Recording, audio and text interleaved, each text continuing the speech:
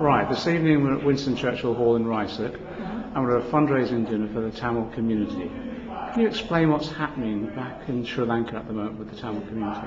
Actually, at the moment what is happening is a genocide of Tamils in Sri Lanka.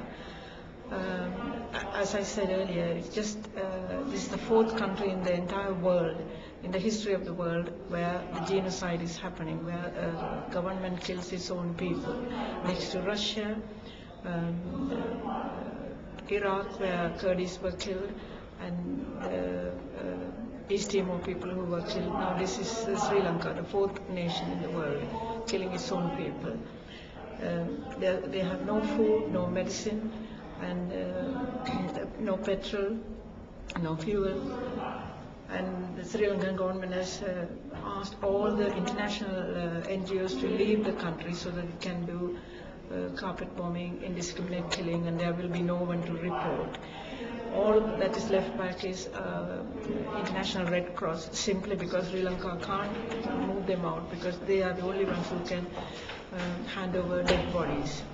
And the TRO, which is a Tamil Rehabilitation Organization, what the TRO says, the international world may not take it as the truth because they are Tamils.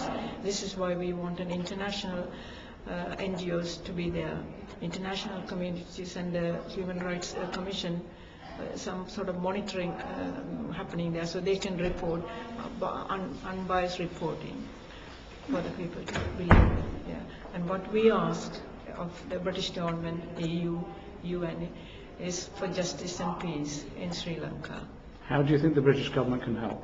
British government, first of all, they can, when they give any food or any aid, that should be handed over to the NGOs directly in the affected area. These are local organizations working on the ground at the Tamil community. Because as the Tamil parliamentarians would tell you, that the aid that is going from here through the government is not going there.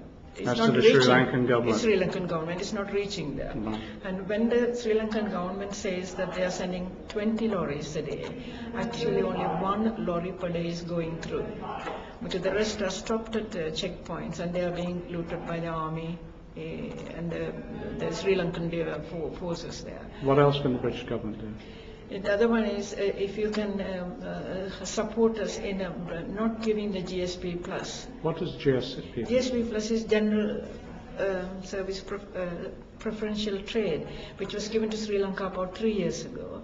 This aid is given to developing countries based on criteria, about 27 international criteria. When this was given 3 years to Sri Lanka fulfilled some of those criteria. The ceasefire was in place, A9 was open, food was going through, people were not being killed, the people were not disappearing from the Tamil area. But today, if you take, they cannot tick any of those boxes.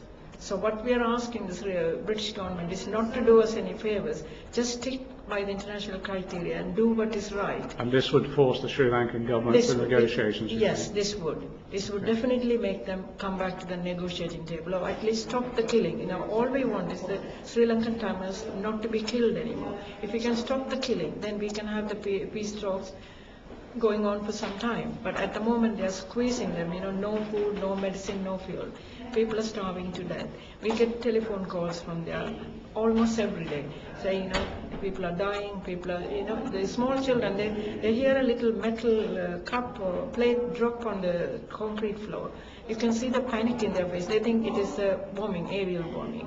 As the Tamil MP said earlier, even in the night, if they hear a noise, they just wake up and they freeze. Hospital patients freeze. Hospitals have been bombed, schools have been bombed. This is not part of, you know, the international, they are not observing international law during a war. None of this seems to be reported in the British media. That's right. I have large numbers of members of the Tamil community who live in Hayes and Darlington who are reporting what's happening to their families back home in Sri Lanka, which is barbaric treatment, as you say, genocidal attacks on the Tamil community.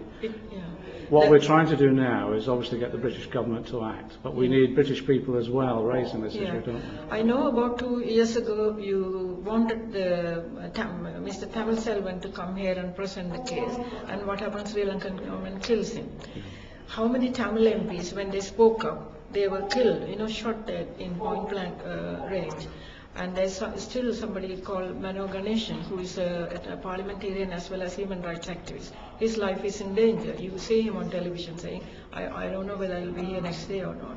But he still maintains and he reports to the world what is happening there.